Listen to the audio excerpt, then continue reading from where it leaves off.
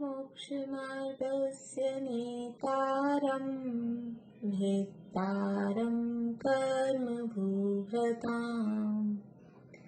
ज्ञातारं विश्वतत्त्वानां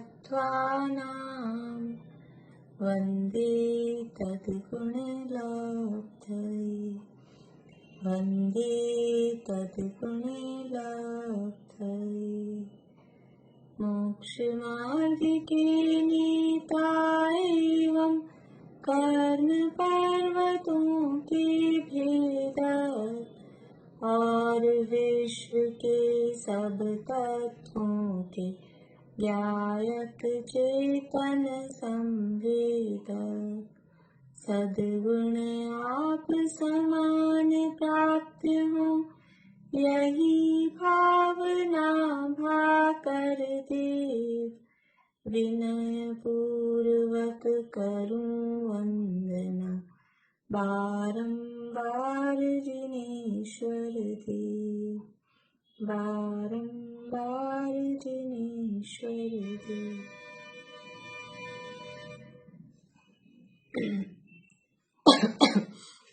तत्वार्थ सूत्र नामक महाशास्त्र और इसके 5वें अध्याय की चर्चा हमने शुरू की है। 5वें अध्याय में अजीव तत्व का वर्णन यहाँ पर शुरू किया है।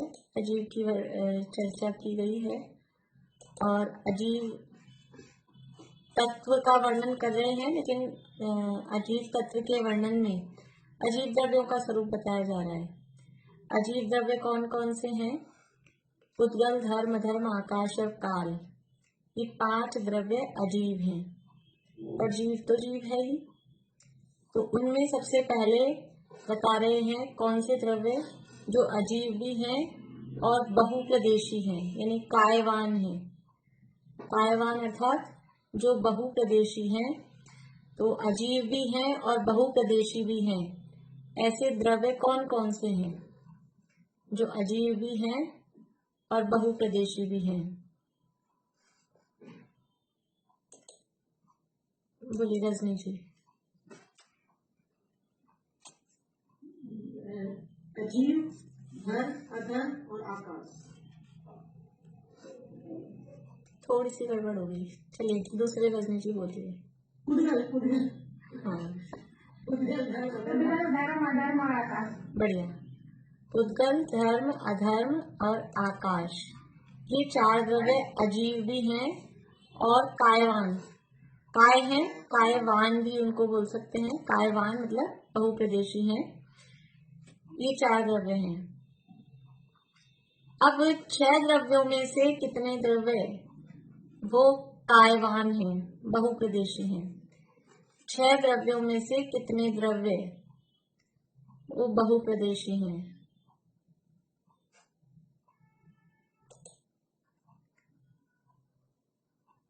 नेहा जी। 5 द्रव्य बहुप्रदेशी हैं।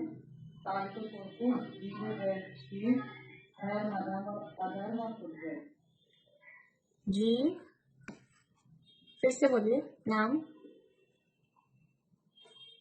जीव, धर्म, अधर्म, आकाश और कुदरत। हाँ सॉरी मैंने अजीब बोल दिया था। हाँ, जीव, धर्म, अधर्म, आकाश और उद्गल, ये 5 द्रव्य ये कायवान हैं। इनको बोलते हैं अस्थिकाय। अस्थिकाय भी शब्द इनको, यद्यपि यहाँ ना केवल अकेला काय कहा है, लेकिन अन्य जगह एक शास्त्र का नाम आपने सुना होगा, पंचास्तिकाय संग्रह, कुंद आचार्य का ग्रंथ है पंचास्तिकाय, तो वहाँ अस्थिकाय, इन्हीं 5 को अस्थिकाय भी कहते हैं। अस्थि मतलब जो है द्रव्य और काय मतलब कायवान, तो कायवान द्रव्य ये 5 हैं, इसलिए इनको अस्थिकाय भी कहते हैं। इन जो द्रव्य बताए, जीव, उद्गल, धर्म, धर्म और आकाश, इन द्रव्यों की और क्या विशेषता बताई? ये द्रव्य कैसे हैं? चौथे सूत्र में इन द्रव्यों की विशेषता बताई। क्या विशेषता है इन द्रव्यों की?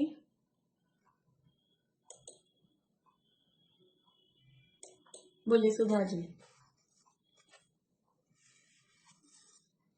ये द्रव्य नित्य रूपी और अवस्थित है। हाँ, नित्य है, अवस्थित है और अरूपी है। नित्यावस्थितान्य रूपाणी। बढ़िया। इसकी चर्चा अपनी चल रही थी। नित्य किसे कहते हैं? नित्य का क्या मतलब है? आशा आंटी।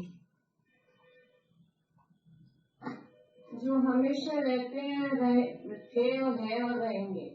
हाँ, जो सदा हैं, जिनका कभी नाश नहीं होता, वो नित्य कहलाते हैं।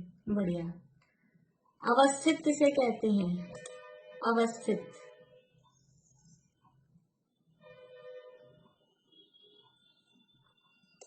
रश्मि जी। जो द्रव्य अपनी संख्या का उल्लंघन नहीं करते, हाँ, द्रव्य रूप से भी, गुण रूप से भी और पर्याय रूप से भी। बढ़िया। जो कभी भी अपनी संख्या का उल्लंघन नहीं करते, वो अवस्थित कहलाते हैं।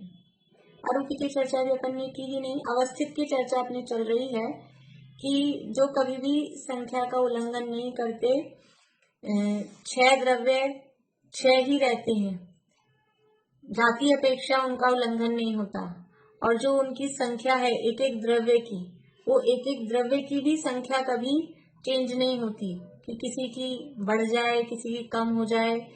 तो कल मैंने आपको कहा था कि इतना ये जो प्रकरण अपन ने पढ़ा है, तो इससे अपने को क्या कुछ फायदा होता है क्या? इतना सा सुनते ही कि कभी किसी द्रव्य की संख्या का उल्लंघन नहीं होगा, कभी कोई घटेगा नहीं, कभी कोई बढ़ेगा नहीं, तो कुछ फील होता है अपने को, कुछ समझ में आता है? आशा आंटी।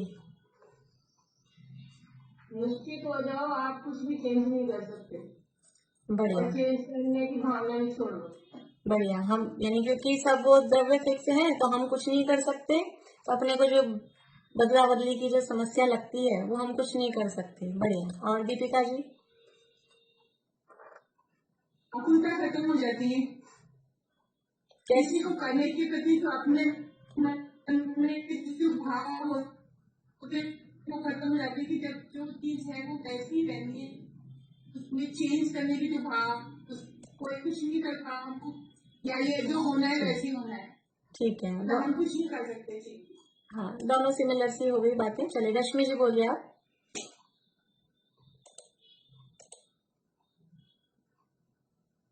इसमें अपन कोई भी चीज का मतलब बदलाव नहीं ला सकते। जो है, जो अभी तक स्थित है वही रहेगा, वो था, है और रहेगा। ठीक है, ये तो वही एक सी ही बातें हो गई। कुछ अलग किसी को कहना है? बोलिए प्रेमलता जी।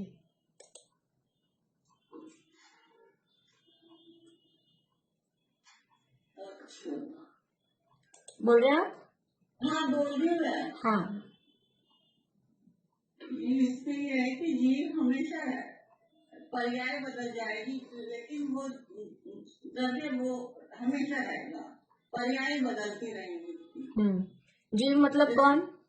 जीव मतलब कौन? जैसे हम हैं, तो हम अब आगे हमारी पर्याय बदल जाएगी, लेकिन जीव तो रहेगा, जीव हमेशा रहेगा। बढ़िया। तो आगे आपने बात बहुत अच्छी बताई। भी नहीं होता है, जैसे सोने की कोई चीज बनाते हैं, यदि मान लो चैन है, चैन को तोड़वा के हम गलवा के हम दूसरी चीज बनवा लेंगे, तो गोल्ड तो यहाँ पर रहेगा, पर्याय बदल जाएगी। बढ़िया। देखिए कितनी बड़ी बात है, यही बात मतलब यदि बातें सभी ने सही बताई हैं, लेकिन सबसे पहले अपने लिए सबसे इम्पोर्टेंट क्या चीज है कि द्रव्यों की संख्या का कभी उल्लंघन नहीं होता। जो जितने द्रव्य हैं दुनिया में उतने ही रहते हैं, तो कभी एक भी जीव कम नहीं होगा। और जीव कम नहीं होगा मतलब मैं, अपने को तो अपने से संबंधित कोई बात हो वहां पर उत्साह आता है, तो मेरा कभी भी नाश नहीं होगा, क्योंकि एक भी द्रव्य कम नहीं होगा। जीव जितनी संख्या में है उतने ही रहेंगे। तो कितना निर्भयता और कितनी निश्चिंतता अपने संबंध में। ये कोरोना आ जाए, कोरोना का दादाजी आ जाए, कोई भी आ जाए, मेरा कभी नाश नहीं होता, क्योंकि द्रव्य कभी अपनी संख्या का उल्लंघन करते ही नहीं है, इसलिए मेरा कभी भी नाश नहीं होगा। ऐसी यद्यपि बात वही है कि जो करने धरने की बुद्धि है वो हम निश्चिंत हो जाते हैं, लेकिन इसको अपन अपने पे अप्लाई करें। जिसको हमने ऐसे भी बोला ना, जीव का कभी नाश नहीं था। जीव मतलब ऐसा लगता है कोई होगा, कोई होगा बाहर वाला आदमी, अपने पे उसको लागू करें कि मेरा कभी भी नाश नहीं होगा। तो सारी जो चिंता है अपने को सिर पे कि क्या होगा क्या होगा क्या होगा, अपना कभी नाश नहीं होगा, मैं कभी नष्ट नहीं होऊंगा। और अपने किसी जिनसे अपने को मोह है, ऐसे पुद्गल भी कभी कम ज्यादा नहीं होते हैं। दुनिया में जितने पुद्गल हैं उतने ही रहेंगे। वो आपने बात बताई, अवस्था उनकी बदलती है। तो जो भी कुछ हो रहा है वो तो अवस्थाओं में बदलाव हो रहा है। द्रव्य का कभी भी नाश नहीं होता। जो द्रव्य जितने हैं जैसे हैं उतने ही रहेंगे। मेरा समय खराब कर दिया, आज का पूरा टाइम खराब कर दिया, ऐसा हम कितनी बार बोलते हैं, कितनी बार सोचते हैं। समय हमारा गया। तो ये कुछ कुछ द्रव्यों का कभी नाश नहीं होता। वो हम अपने राग द्वेष के परिणामों से ही, वो समय अच्छा है, वो समय खराब है, ये समय आ गया, ये समय चला गया, लेकिन कभी भी किसी द्रव्य का नाश नहीं होता। ऐसा समझकर अपने प्रति भी हमको निर्भयता आए, और दुनिया के करने धरने की जो बुद्धि है वो थोड़ी सी खत्म हो जाएगी। ऐसा मैं नहीं कह रही हूँ, ये खत्म हो जाएगी, क्योंकि अभी जिस भूमिका में है उसमें तो ये तो रोज सुने, बार बार में सुने, माला फेरे, तब भी जाके खत्म नहीं होती है अभी तो। लेकिन कम हो, उसकी फ्रिक्वेंसी कम हो, और वो ऐसे परिणाम जब आए तो उस पर अपन ठंडा पानी डाल सकें, छींटे डाल सके कि थोड़ा सा ठंडक मिल जाए अपने को, ऐसे ऐसे चीजों का विचार करने से। तो हमारी आकुलता इनसे कम होती है। वस्तु स्वरूप का वर्णन चल रहा है, और वस्तु स्वरूप का विचार निश्चित रूप से वो निराकुल करता है। जब भी हम ऐसे द्रव्यों का, तत्वों का स्वरूप विचार करेंगे, वास्तविक रूप में उनका क्या स्वरूप है, इस तरह से गहराई से, तो शांति आए बिना नहीं रहेगी। वस्तु स्वरूप विचार खुशी से सब दुख संकट सहा करें। तो वो वस्तु स्वरूप क्या है? ये है वो वस्तु स्वरूप कि सभी द्रव्य नित्य हैं, अवस्थित हैं, कभी किसी द्रव्य का नाश नहीं होता। जो द्रव्य जैसा है, जितने हैं उतने ही रहने वाले हैं। इसलिए नित्यपना, अवस्थितपना, ये बहुत हमको निश्चिंत निर्भर करता है। देखिए, अवस्थित के संबंध में थोड़ी सी चर्चा कल हमने उनकी जातीय संख्या की अपेक्षा से की थी। अभी ये अवस्थितपना है, ये द्रव्य की अपेक्षा से भी अवस्थित है, गुण की अपेक्षा से भी अवस्थित है, और पर्याय की अपेक्षा से भी अवस्थित है। इसका क्या मतलब है कि द्रव्य कभी भी गुण रूप नहीं होता। जो अगुरु लघुत्व गुण का स्वरूप है, जिन लोगों को थोड़ा सा ख्याल में हो, 6 सामान्य गुणों में अगुरु लघुत्व नाम का एक गुण है। उस गुण का क्या काम है कि जिस शक्ति के कारण द्रव्य में द्रव्यपना कायम रहता है, अगुरु लघुत्व। एक दिन अपन ने छेड़ालई क्लास में भी चर्चा की थी 6 सामान्य गुणों की। काफी दिन हो गए, लेकिन समझ लीजिए 8-10 महीने तो हो ही गए हैं। तो अगुरु लघुत्व गुण किसे कहते हैं? जिस शक्ति के कारण द्रव्य में द्रव्यपना कायम रहता है। मतलब एक द्रव्य दूसरे द्रव्य रूप नहीं होता, एक गुण दूसरे गुण रूप नहीं होता, और द्रव्य में रहने वाले अनंत गुण बिखरकर अलग अलग नहीं हो जाते। फिर से बोलती हूँ, जिस शक्ति के कारण द्रव्य में द्रव्यपना कायम रहता है, जिस शक्ति के कारण द्रव्य में द्रव्यपना कायम रहता है, अर्थात एक द्रव्य दूसरे द्रव्य रूप नहीं होता, अर्थात एक द्रव्य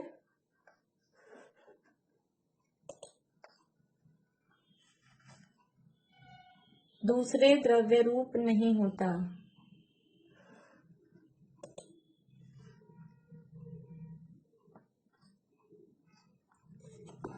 एक गुण दूसरे गुण रूप नहीं होता।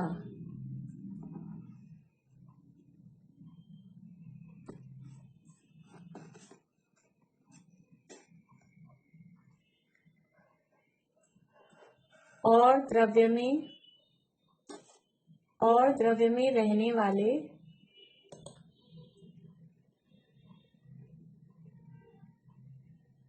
अनंत गुण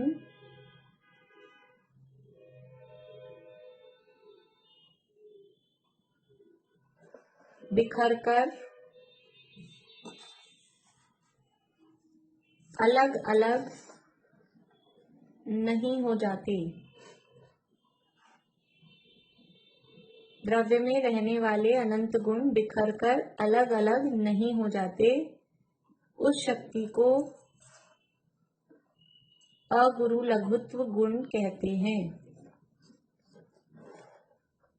उस शक्ति को अगुरु लघुत्व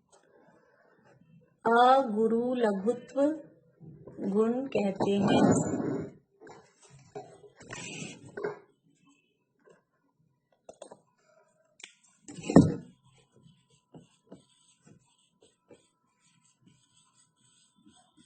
ये गुण होता है द्रव्यों में, सभी द्रव्यों में। क्या होता है? एक द्रव्य दूसरे द्रव्य रूप नहीं होता, एक गुण दूसरे गुण रूप नहीं होता। द्रव्य में जो गुण रह रहे हैं वो अलग अलग बिखर के अलग अलग नहीं हो जाते, मतलब द्रव्य द्रव्य बना रहता है। तो ये अवस्थितपना भी क्या बता रहा है कि द्रव्य का अवस्थितपना क्या है कि द्रव्य द्रव्य रहेगा।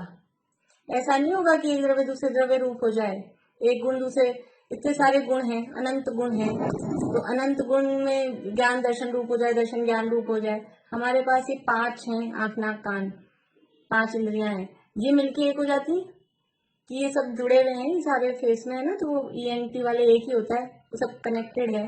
तो कनेक्टेड है तो कभी कभी आंख का काम नाक कर दे, या जुकाम हो रही है तो सांस लेने का काम आंख से कर लें, कान में दर्द हो रहा है तो कभी आंख से सुन लें। ऐसा कभी होता है कि जो गुण है, ये तो उदाहरण है, ऐसे द्रव्य में रहने वाले एक गुण दूसरे गुण रूप हो जाए, ऐसा कभी नहीं होता। तो ऐसे ये एक अगुरु लघुत्व नाम का गुण है। और ऐसा ही ये अवस्थित, अवस्थित मतलब यहाँ तो द्रव्यों का अवस्थितपना बताया कि जो द्रव्य है जैसा है जितना है वो वैसा ही रहता है, व्यवस्थित है, बिल्कुल सेट है। तो ये द्रव्य का अवस्थितपना हुआ। फिर गुण का अवस्थितपना वही कि एक गुण दूसरे गुण रूप नहीं होता। जिस परिभाषा में ना 3 बातें, एक द्रव्य दूसरे द्रव्य रूप नहीं होता, ये हुआ द्रव्य का अवस्थितपना। एक गुण दूसरे गुण रूप नहीं होता, ये हुआ गुण का अवस्थितपना। और फिर है पर्याय का अवस्थितपना का मतलब कि जो पर्याय हैं, ये पर्याय बिल्कुल सेट हैं, किसके बाद कौन सी पर्याय आएगी। पर्याय मतलब द्रव्य की अवस्थाएं, दशाएं, कि बचपन के बाद क्या आता है, बचपन के बाद क्या आता है, बुढ़ापा, है ना। बचपन के बाद क्या आता है, बचपन के बाद बुढ़ापा नहीं आता, बुढ़ापा नहीं आता, तो क्या आता है, बचपन के बाद जवानी आएगी फिर बुढ़ापा आएगा। नहीं ऐसा हो जाए बचपन के बाद पहले बुढ़ापा आ जाए, जवानी को लास्ट में रख लो, ये बुढ़ापे में लास्ट में दिक्कत होती है, जवानी को लास्ट में कर लो, ऐसा नहीं होगा। ये पर्याय एकदम व्यवस्थित हैं, अवस्थित हैं, किसके बाद कौन सी पर्याय आएगी ये व्यवस्थित है। ये पर्यायों का अवस्थितपना कि ट्यूसडे के बाद वेडनेसडे, वेडनेसडे के बाद थर्सडे, ये फिक्स है कि हम अपनी मर्जी से बना लें, बना लो आप, नाम कुछ भी रखो, लेकिन जिसके बाद जो आने वाला है वो तो वही आएगा, आपके कहने से नहीं कुछ होगा कि ट्यूसडे के बाद वेडनेसडे ही आएगा, वेडनेसडे के बाद थर्सडे ही आएगा। कि 7 दिन हम तो संडे रखें, बच्चे क्या चाहते हैं 7 दिन संडे हो, कि संडे एक ही दिन क्यों आता है, अभी तो छुट्टियां हैं, समझ लो घर में ही बैठ के पढ़ रहे हैं, नहीं तो स्कूल जाना पड़ता है, तो क्या लगता है 7 दिन संडे हो, तो 7 दिन संडे अपने कहने से थोड़ी ना होगा। एक अकबर बीरबल की इस तरह की कोई आती है कहानी कि अकबर क्या सोचता है कि हर महीने मुझे अपने कर्मचारियों को देनी पड़ती है तनख्वाह, तो उसने घोषणा की आगे से महीना 60 दिन का करेंगे, 60 दिन का महीना। तो बीरबल ने बोला आप तो बादशाह हो, कुछ भी कर सकते हो, 60 दिन का महीना कर दो। अभी चांद को जाके समझाना पड़ेगा कि पहले 15 दिन कृष्ण पक्ष होता था, 15 दिन शुक्ल पक्ष होता था, अब वो 30 दिन तक कृष्ण पक्ष चलाए और 30 दिन तक शुक्ल पक्ष चलाए, तब जाके 60 दिन का महीना हो। कि आप कुछ भी कर लो लेकिन चांद को तो नहीं आप बदल सकते ना, चांद के हिसाब से वो महीना चलेगा, 15 दिन कृष्ण पक्ष, 15 दिन शुक्ल पक्ष, उसको मिलाकर एक महीना होता है। तो ऐसे हमारे हम कुछ भी कर लें, 48 घंटे का दिन बना लें, टाइम कम पड़ता है, मुझे तो बहुत ही कम पड़ता है टाइम, 48 घंटे का दिन बना लूं मैं, अपने बनाने से नहीं होता। सभी पर्याय वो व्यवस्थित हैं, अवस्थित हैं। ये पर्यायों का व्यवस्थितपना, किसके बाद में कौन सी पर्याय आएगी, ये सब पहले से निश्चित है। तो ये अवस्थित जो शब्द है वो द्रव्य गुण और पर्यायों के अवस्थित पने को, उनके वो सेट हैं, वो फिक्स हैं, निश्चित हैं, उसको बताता है। देखिए आगे, अरूपी। अरूपी किसे कहते हैं? नित्य, अवस्थित और अरूपी। अरूपी कहते हैं, नीचे अगले सूत्र में बताया है रूपी किसे कहते हैं, रूपीण है पुद्गला। तो अरूपी का अपोजिट है रूपी। सीधा सीधा क्या लगता है? जिसमें रूप हो वो रूपी और जिसमें रूप नहीं हो वो अरूपी। तो ये सभी द्रव्य कैसे हैं? अरूपी हैं। अरूपी का मतलब इनमें रूप नहीं है, और रूप का मतलब है यहाँ पर जिसमें स्पर्श, रस, गंध और वर्ण पाया जाए उसे कहते हैं रूपी। जिसमें स्पर्श, रस, गंध और वर्ण, ये चार चीजें, और चार में से एक पाई जा रही है, मतलब पाई जाएगी, चारों ही पाई जाएगी। फिर जिसमें स्पर्श, रस, गंध और वर्ण पाया जाए उसे रूपी कहते हैं। जिसमें स्पर्श, रस, गंध और वर्ण पाया जाए उसे रूपी कहते हैं। और अरूपी किसे कहेंगे?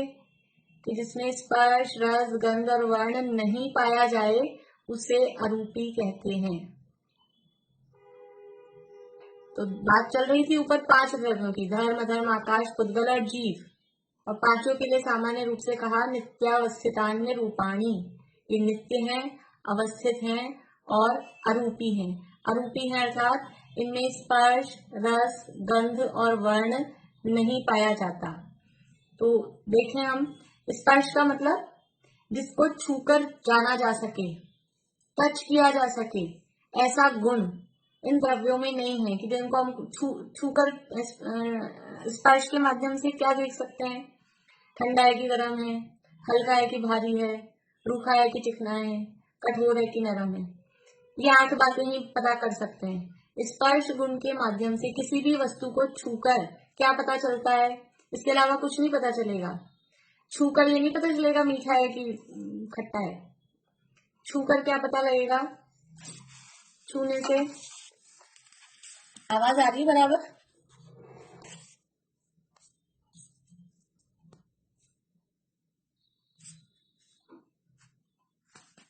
आवाज आ रही है क्या बराबर? कट रही है? आ रही है? नहीं आ रही? क्या बोल रहे मीनू, बोल के बताइए। आ रही है ना सही?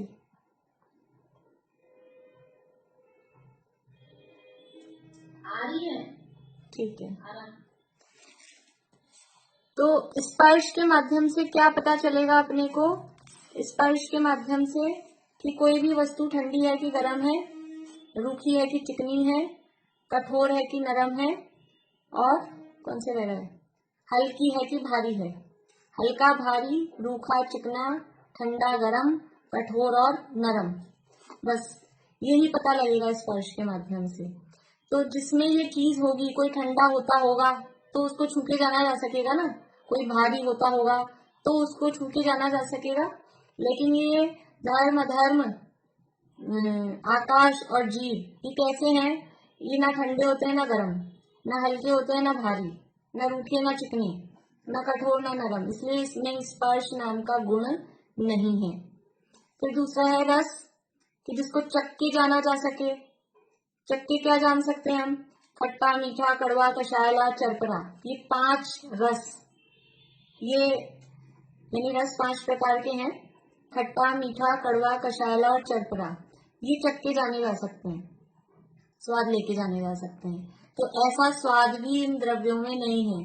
जीव में कौन सा स्वाद है? जीव का स्वाद कौन सा होता है? जीव मीठा होता होगा जीव तो, कि कोई जो गुस्सा ज्यादा करता है वो कड़वा होता होगा, और जो अच्छी मीठी भाषा बोलता है वो मीठा है, और कोई ताने मारता हो वो चरपरा है।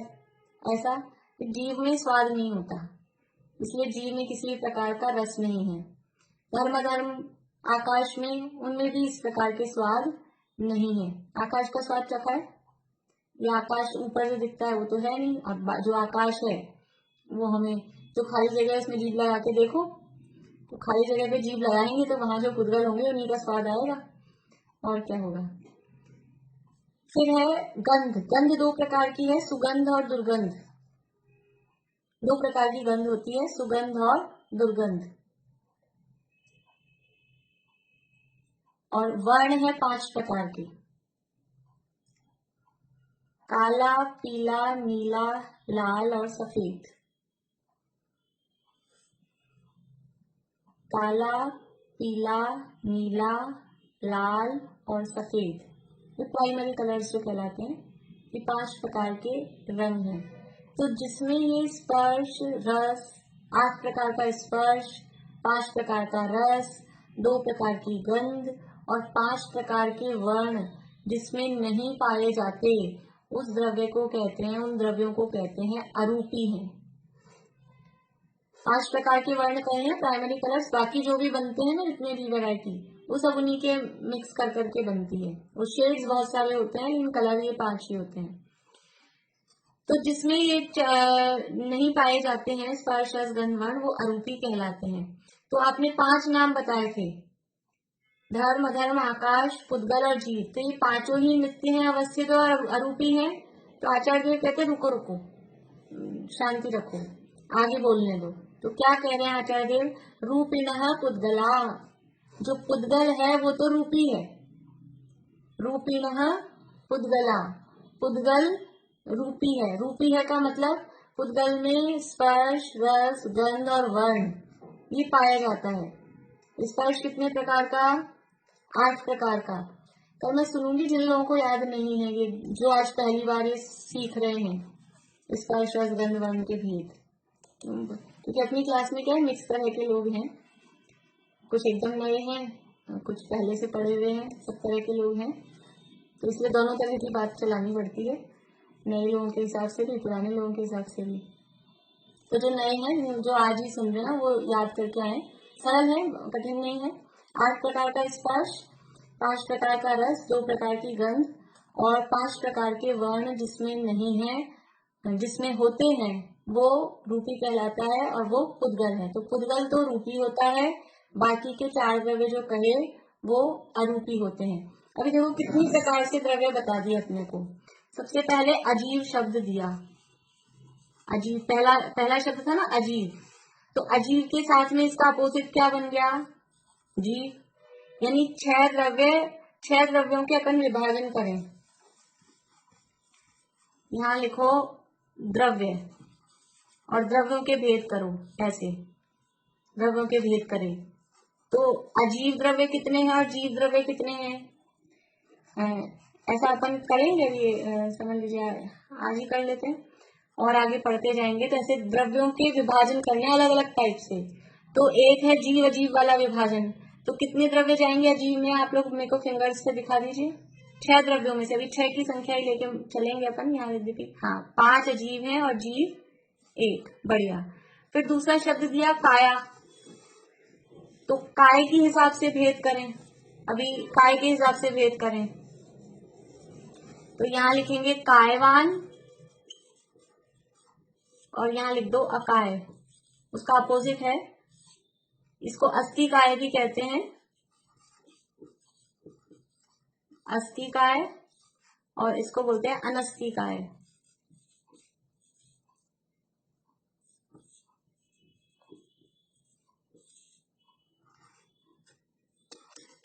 अब ऐसा डिवीजन करेंगे तो अस्थिकाय में कितने हैं? कायवान में 5, वही।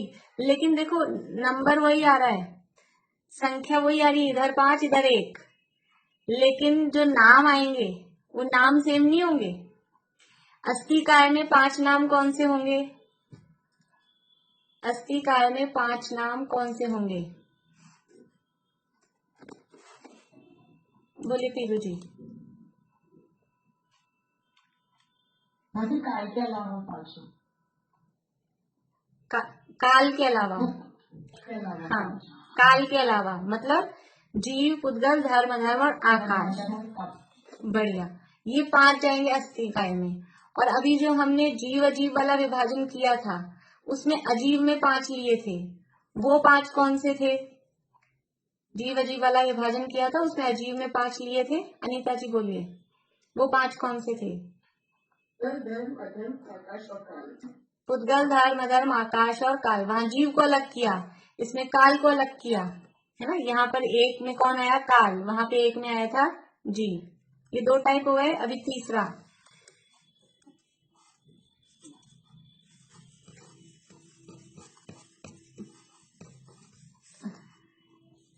अरूपी और रूपी, ये तीसरा टाइप।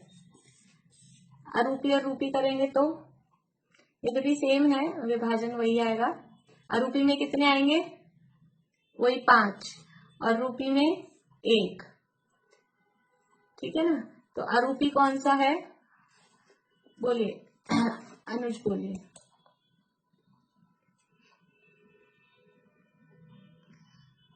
अनुज बोलिए। रूपी में तो उज्जवल है। और बाकी के 5 अरूपी। नाम बोलिए 5 के। जीव, धर्म, अधर्म, आकाश और काल। जीव, धर्म, अधर्म, आकाश और काल, ये 5 द्रव्य अरूपी हैं।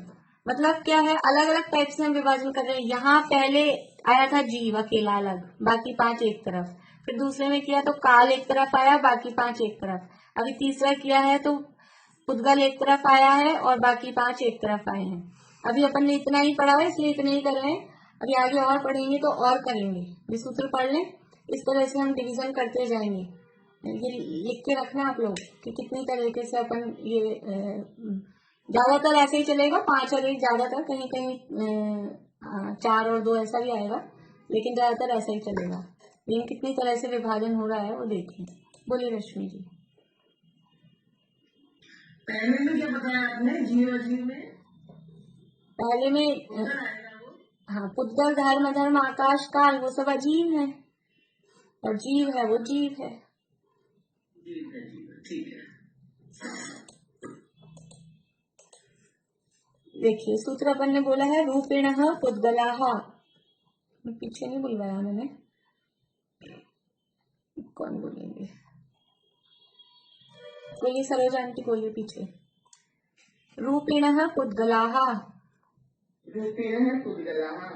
पुद्गल कैसा है? पुद्गल द्रव्य रूपी है। रूपी का अर्थ समझ में आ गया कि जिसमें स्पर्श, रस, गंध और वर्ण पाया जाता है उसको रूपी कहते हैं।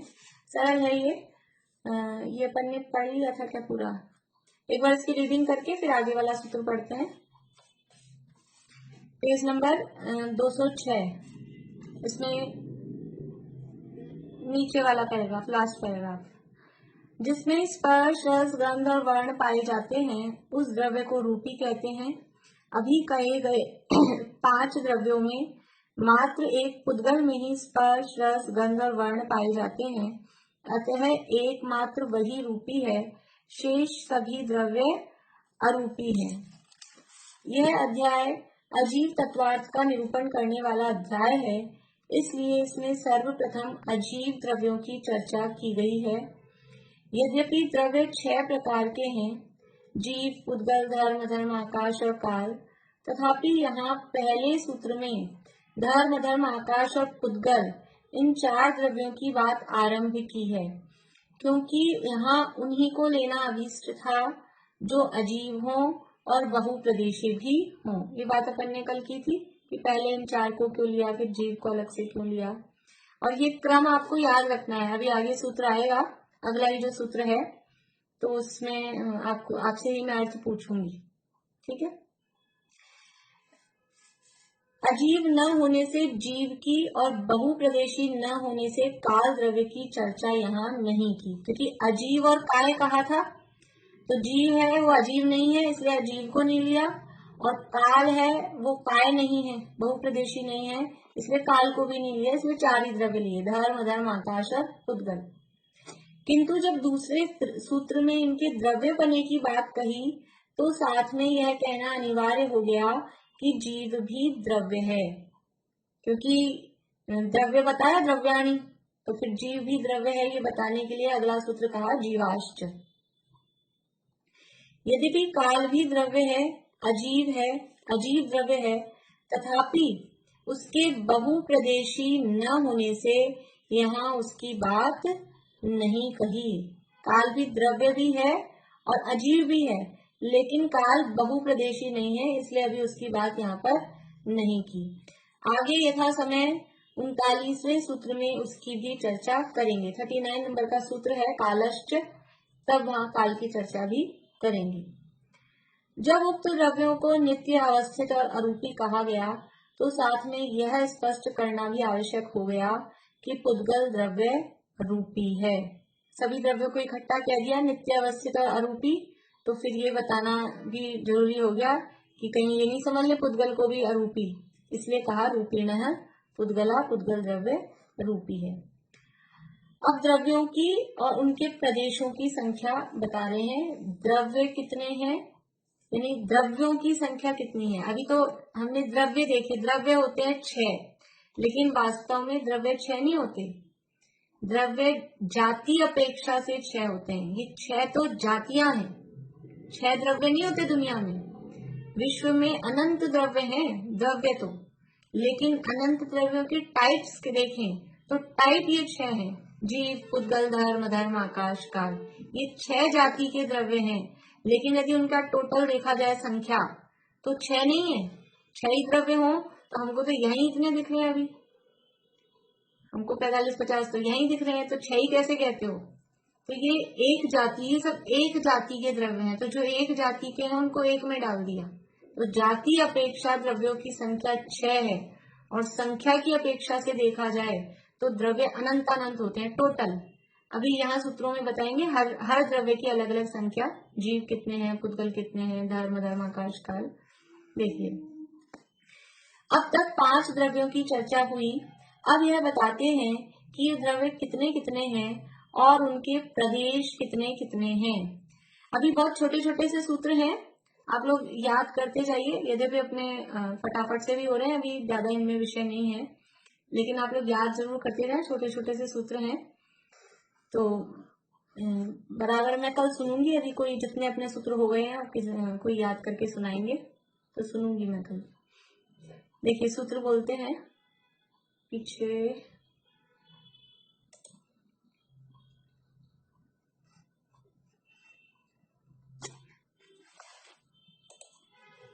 फिरोजी आप बोलोगे। आकाशात एक द्रव्याणी, आकाशादेक द्रव्याणि, आकाशादेक द्रव्याणी, आकाशादेक द्रव्याणि। हाँ, देखिए आ शब्द का क्या अर्थ होता है। आ शब्द होता है तक, तक मर्यादा का सूचक है, वहां तक वो शब्द होता है आ। अभी हमने पहला दूसरा अध्याय से अभी इसमें शुरू नहीं किया ना जूम में, वरना पहले अध्याय में भी और दूसरे अध्याय में भी 2 सूत्र ऐसे आते हैं। कौन से 2 सूत्र आते हैं, जहाँ एक साथ एक जीव को कितने ज्ञान हो सकते हैं, या एक साथ एक जीव के कितने शरीर हो सकते हैं, तो वहां पे भी ये आ शब्द आता है। एकादीनी भाज्यानी युगपद एकस्मिन आ चतुर्भ्य। आ यानी वहां आ का अर्थ है तक, मर्यादा का सूचक है, वहां तक। तो आ यानी तक, कहाँ तक, आकाशात। इसका संधि विच्छेद देखिए,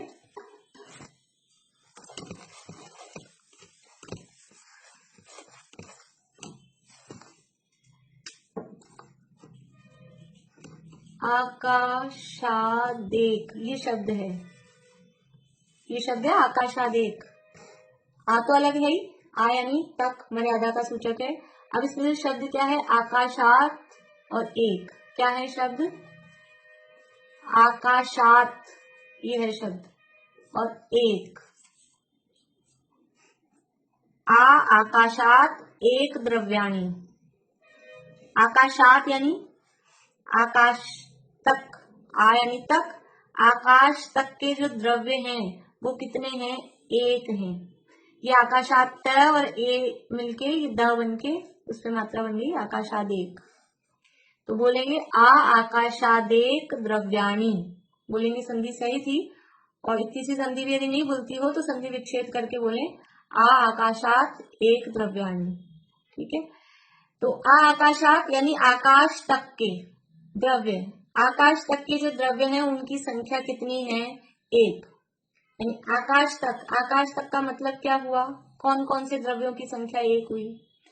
आकाश तक के द्रव्यों का क्या मतलब हुआ,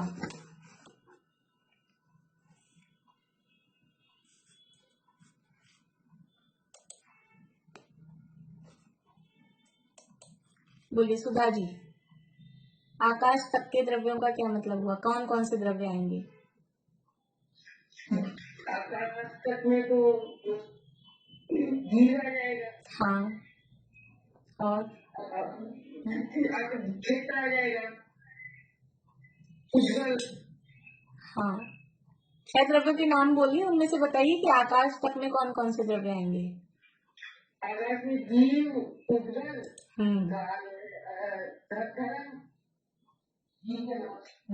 सभी आ जाएंगे। सभी आ जाएंगे।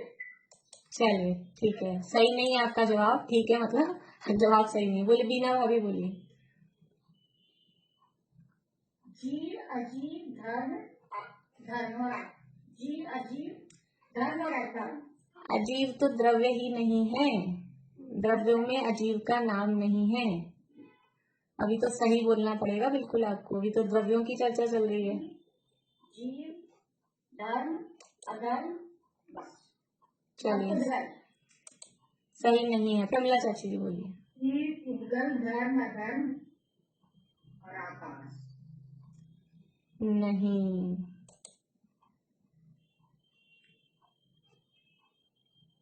वीना भाभी।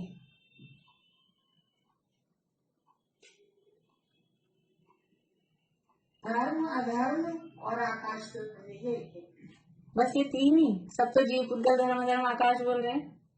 नहीं, क्यों नहीं है? बाकी सब, क्यों नहीं वो है? सब, वो तो बाकी तो सब असंख्यात और संख्यात है। वो नहीं, अभी अभी इधर का कारण बताइए क्यों नहीं है यहाँ से। चलिए, आपका जवाब सही है, बढ़िया। कारण बताइए, नेहा जी बोलिए। जवाब आपका सही है। अभी फर्स्ट सूत्र में जो है उसमें धर्म, अधर्म और आकाश यहाँ से स्टार्ट करा है। बढ़िया, उसमें भी आकाश तक हो गया। बढ़िया। देखिए, उमा स्वामी आचार्य का क्रम ये नहीं है, जीव, उद्गल, धर्म, अधर्म, आकाश काल। ये तो हमने बचपन से पढ़ रखा है ना, इसलिए हमको वो क्रम याद है। उमा स्वामी आचार्य का ये क्रम नहीं है। उमा स्वामी आचार्य का क्या क्रम है?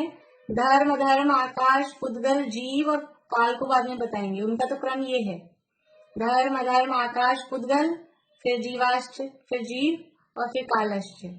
तो उन्होंने सूत्र में दिया आ आकाशात एक द्रव्याणी। यदि हम अपनी पिछली बुद्धि के हिसाब से सूत्र का अर्थ करेंगे तो क्या होगा? जीव भी एक, उद्गल भी एक, धर्म भी एक, अधर्म भी एक और आकाश भी एक। ये सारे के सारे एक हो जाएंगे। फिर तो जीव एक होता भी, इतने सारे क्या है, बाकी जो दिख रहे हैं वो सारे के सारे क्या है? उद्गल भी एक, तो उद्गल भी नहीं सिद्ध होंगे, जीव भी नहीं सिद्ध होंगे, फिर क्या सिद्ध होंगे? इसलिए जो उन्होंने जो क्रम दिया है, उन्होंने जो क्रम दिया है उसके हिसाब से देखेंगे तो आ आकाशात एक द्रव्याणी का मतलब धर्म, अधर्म और आकाश। आकाश तक कहा है तो आकाश को भी उसमें इंक्लूड करना है। यानी क्या हुआ? धर्म भी एक है, धर्म द्रव्य भी एक है, अधर्म द्रव्य भी एक है और आकाश द्रव्य भी एक है। ये अच्छी बात बता दी आपने। सर्व धर्म संभाव, क्योंकि धर्म एक है, धर्म एक है कह रहे हैं ना, तो यहीं से वो सर्व धर्म संभाव की धर्म एक है। क्या ये अर्थ सही है? धर्म एक है अर्थात सर्व धर्म संभाव। ये धर्म कौन सा धर्म है? ये जो धर्म एक कहा, ये धर्म कौन सा धर्म है? कौन से धर्म की बात चल रही है चमेली आंटी?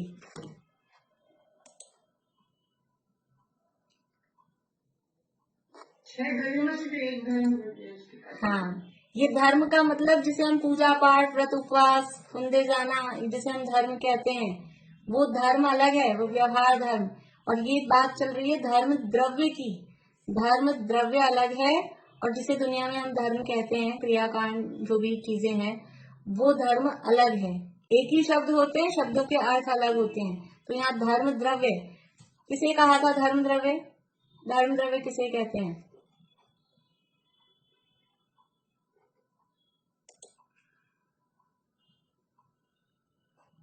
धर्म द्रव्य किसे कहते हैं? बोलिए शशि जी, परिभाषा बोलिए।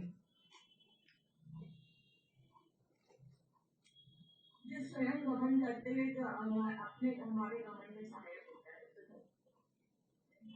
है। नहीं, तो गड़बड़ हो गई। शब्द आपने बोले हैं लेकिन गड़बड़ हो गई है, उसके अर्थ में गड़बड़ हो गई। रेणु जी लुहाड़िया।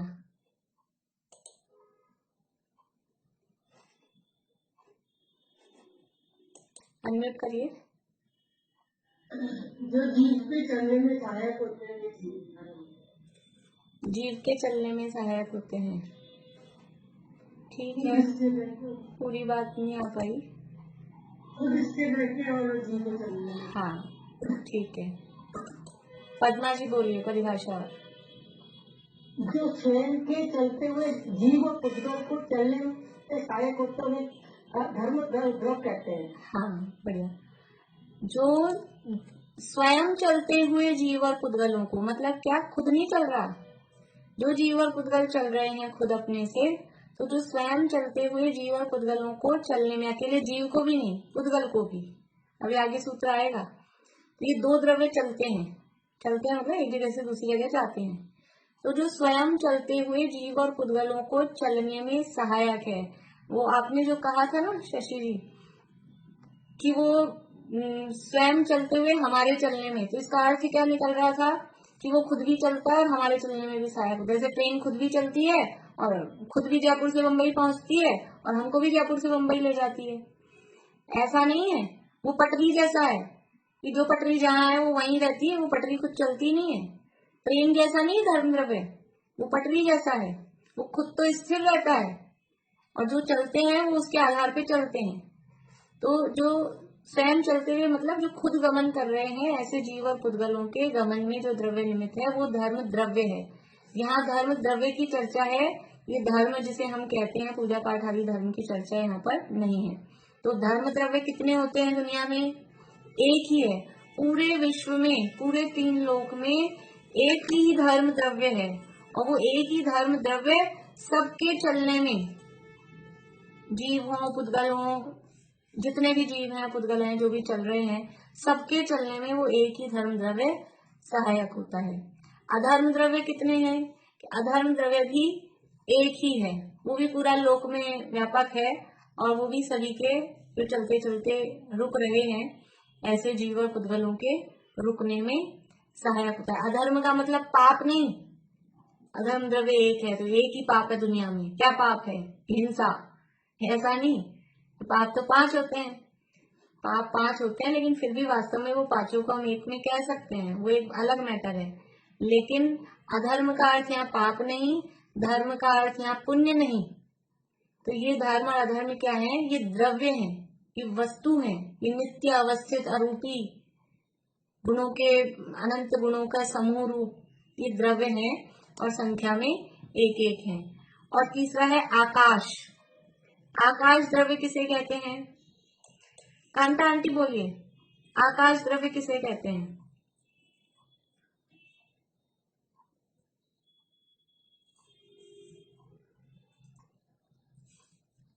नहीं बोलेंगे? मनोरमा आंटी बोलिए।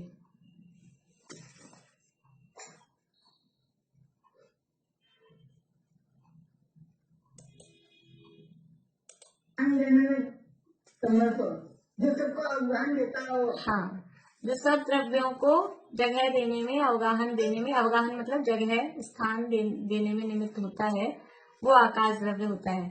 वो आकाश द्रव्य कितने हैं? कि आकाश भी एक है, आकाश एक है, अखंड है।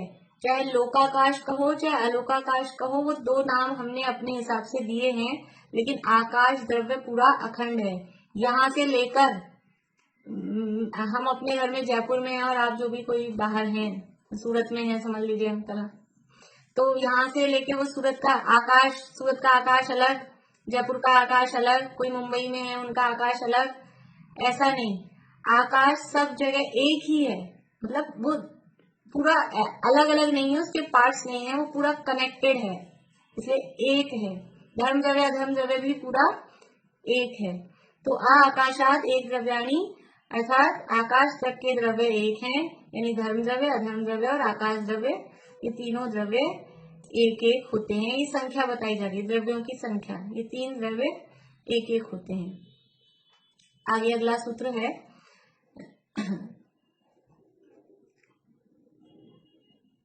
अनिता जी आप बोलिएगा पीछे।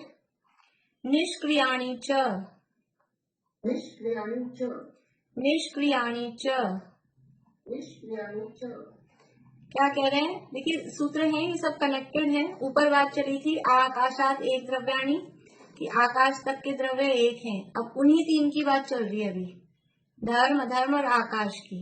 वो तीनों संख्या में एक है, और च यानी और कैसे हैं, निष्क्रियाणी, निष्क्रिय हैं। निष्क्रिय किसे कहते हैं, निष्क्रिय शब्द का भी एक अपना अर्थ अलग है। निष्क्रिय का मतलब क्या, चलिए आप लोग बताइए, कुछ कौन बता रहे हैं, निष्क्रिय शब्द का क्या अर्थ, मधु भाभी।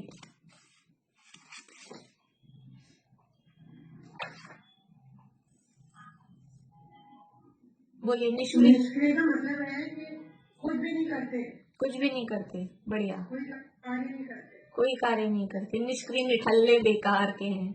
ये मतलब हुआ निष्क्रिय। यानी निष्क्रिय का क्या अर्थ, ये अर्थ नहीं है कि निठल्ले बेकार है, कुछ नहीं करते। क्या बोलते हैं, काम का ना काज का, ढाई मना नाज का। ऐसा अर्थ इसका नहीं है। बोले दीपिका जी।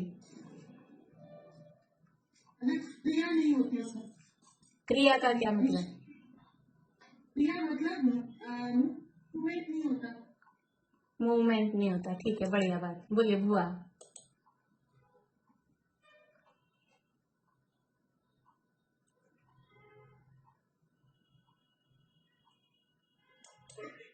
म्यूट हो गए भुआ वापस से। हाँ, क्रिया नहीं, क्रिया का मतलब क्या, मतलब चलते नहीं है। हाँ, ये स्थिर है। हाँ, बढ़िया। वो जो आपने मूवमेंट कहा, इन्होंने चलते नहीं है, मतलब एक जगह से दूसरी जगह नहीं जाते। निष्क्रिय का अर्थ है कुछ नहीं करते, चेंजेस नहीं होता, ऐसा अर्थ नहीं है। निष्क्रिय का अर्थ है क्षेत्र से क्षेत्रांतर रूप क्रिया नहीं होती, एक जगह से दूसरी जगह गमन नहीं करते। निष्क्रिय का अर्थ क्या है कि धर्म, अधर्म और आकाश, ये जो द्रव्य हैं, ये निष्क्रिय हैं, अर्थात एक जगह से दूसरी जगह नहीं जाते। क्षेत्र से क्षेत्रांतर रूप क्रिया को यहाँ क्रिया कहा है, और ऐसी क्षेत्र से क्षेत्रांतर रूप क्रिया उनमें नहीं होती। कहीं यहाँ का धर्म द्रव्य वहां चला जाए, वहां का आकाश यहाँ आ जाए, जाएगा आएगा कैसे, है ही एक ही, पूरा एक ही है, तो जाएगा आएगा अगर अपन कल्पना करें तो वो जो एक ही और पूरे में फैला हुआ है, तो फिर वो कैसे जाएगा आएगा। इसलिए कोई सोचे भी वो, तो पॉसिबिलिटी उसमें है ही नहीं। तो ये तीनों द्रव्य निष्क्रिय हैं। अभी यद्यपि यहाँ काल की बात नहीं है, लेकिन काल को भी साथ में समझना। काल भी निष्क्रिय है। निष्क्रिय का मतलब वही क्षेत्र से क्षेत्रांतर रूप क्रिया काल में भी नहीं होती, एक जगह से दूसरी जगह उठ के नहीं जाता है। जीव और पुद्गल जाते हैं क्या, जीव और पुद्गल तो जाते हैं। धर्म द्रव्य और अधर्म द्रव्य किसमें निमित्त बन रहे हैं, जब कोई गमन कर रहा है तो उसमें धर्म द्रव्य निमित्त बनता है, और फिर वो गमन करते करते रुकता है तो उसमें अधर्म द्रव्य निमित्त बनता है। तो जी अभी जो अभी अपन विभाजन कर रहे थे ना, एक और विभाजन हो गया, निष्क्रिय और क्रियावान, या फिर कहें क्रियावान और क्रिया रहित। ऐसा निष्क्रिय शब्द है, निष्क्रिय ले लें, निष्क्रिय और क्रिया रहित, नहीं क्रिया रहित नहीं, सॉरी क्रिया सहित, वो तो दोनों के अर्थ एक ही हो गए। निष्क्रिय और क्रियावान या क्रिया सहित।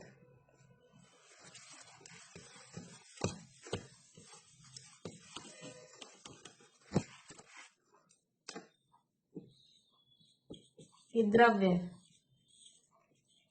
निष्क्रिय और ये क्रियावान। कितने हैं निष्क्रिय द्रव्य, निष्क्रिय द्रव्य कितने हैं, 4, और क्रियावान कितने हो गए, 2। ये 4 कौन कौन से हैं, धर्म, अधर्म, आकाश और काल, ठीक है। और क्रियावान में जीव और पुद्गल। तो यहाँ चूंकि अभी संख्या बता रहे थे, लेकिन संख्या बताते बताते ये भी उनकी साथ में क्वालिटी थी, तो वो साथ में ही बता दी ताकि अलग से नाम नहीं लिखना पड़े। इसलिए आकाशाद एक द्रव्याणी, आकाश तक के द्रव्यों की संख्या 1 है, और ये सभी द्रव्य निष्क्रिय हैं, क्षेत्र से क्षेत्रांतर एक जगह से दूसरी जगह रूप गमन नहीं करते। साथ में ध्यान रखना कि जगह एक जगह से दूसरी जगह गमन नहीं करते इसलिए निष्क्रिय हैं, लेकिन जो कहा ना कि वो कुछ काम नहीं करते, उनमें परिणमन ही नहीं होता, हो कुछ बदलाव ही नहीं होता है, कुछ चेंजेस ही नहीं होता है, ऐसा नहीं है। परिणमन तो सभी द्रव्यों में होता है, क्योंकि परिणमन का नाम है पर्याय, और पर्याय तो सभी द्रव्यों में होती है। अभी काल द्रव्य की चर्चा आएगी तो काल द्रव्य निमित्त होता है, सभी द्रव्यों के परिणमन में काल द्रव्य निमित्त होता है। तो परिणमन तो सब में हो रहा है। जैसे भी हम यहाँ बैठे हैं तो अभी हम कह सकते हैं निष्क्रिय हैं, एक जगह से उठ के दूसरी जगह नहीं जा रहे, बैठे हैं ना। मैक्सिमम लोग बैठे हैं, कुछ लोग चलने लग जाते हैं बीच में उठ के इधर उधर, वो बात अलग है, लेकिन अभी तो बैठे हैं। तो बैठे हैं तो हम निष्क्रिय हैं। निष्क्रिय है इसका मतलब कि हमें कुछ भी परिणमन नहीं हो रहा। परिणमन तो हो रहा है, हाथ हिल रहे हैं, बोल रहे हैं, तो ये तो हो ही रहा है। अगर ऐसा भी नहीं हिले और ऐसे स्थिर होके बैठ जाएं तो भी परिणमन तो हर समय चलता ही है। कोई भी द्रव्य परिणमन से रहित नहीं होता। इसलिए यहाँ निष्क्रिय शब्द का अर्थ इतना ही लेना कि एक जगह से दूसरी जगह नहीं जाते, उनमें कुछ बदलाव नहीं होता है, कुछ भी क्रिया मतलब परिणमन नहीं होता है, ऐसा अर्थ इसका नहीं लेना है। बोलिए अंकल। आपने बताया धर्म अधर्म अपार्थ एक होते हैं। हाँ, तो एक एक होते हैं, एक होते हैं, एक एक होते हैं, एक एक होते हैं मतलब तीनों एक एक, धर्म एक, अधर्म एक, आकाश एक, ऐसा तीनों एक एक अलग अलग है ना, द्रव्य अलग अलग है, तो एक संख्या में वो धर्म भी एक है, अधर्म भी एक है और आकाश भी एक है, ऐसा एक एक होते हैं। तो अभी अपना समय हो गया है, यहीं पे रुकते हैं, आगे और करेंगे। अभी तो सरल है, अभी सरल है कुछ ये 15 तक सूत्र तक, तो कुछ ज्यादा 15 के आगे भी सरल ही है, सरल ही अब तो इसका कुछ कठिन नहीं है, सब सरल है। चलिए सूत्र बोलेंगे, ये दो सूत्र जो, नहीं दो नहीं तीन बोले ना आज अपन ने, 5वां 6वां और 7वां, ये चौथे से बोल लीजिए, 4 सूत्र बोल लीजिए, चौथा 5वां 6वां और 7वां। चौथे में किसी को प्रॉब्लम होगी तो वो भी देख लेंगे फिर। 4 सूत्र बोलने हैं सभी को, 4 से लेके 7 तक। अंकल आप शुरू करिए, अंकल के बाद में मधु भाभी। जब